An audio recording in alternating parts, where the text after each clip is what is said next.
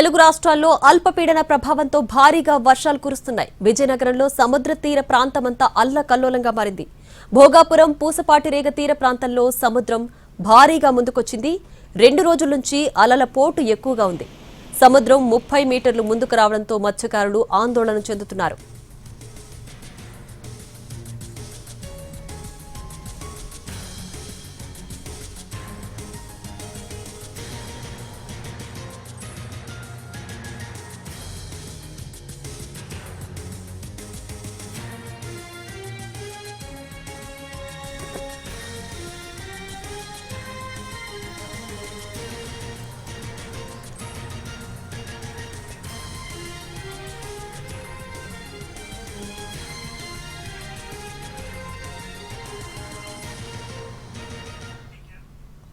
తెలుగు రాష్ట్రాల్లో అల్పపీడన ప్రభావంతో భారీగా వర్షాలు కురుస్తున్నాయి. విజయనగరంలో సముద్ర తీర ప్రాంతమంతా అల్లకల్లోలంగా మారింది.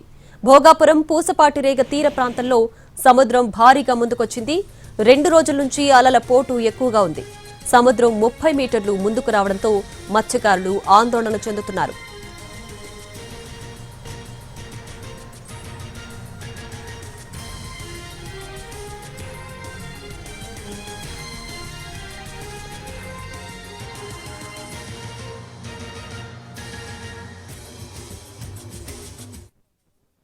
ఏటకి 3 రోజుల కంటే మత్స్యకారులు ఏటకి ఎవరిని వెళ్ళట్లేదు.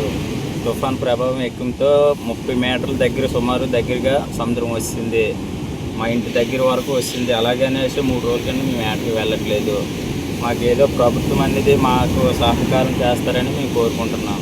ఏటకి 3 రోజుల కంటే మత్స్యకారులు ఏటకి ఎవరిని వెళ్ళట్లేదు.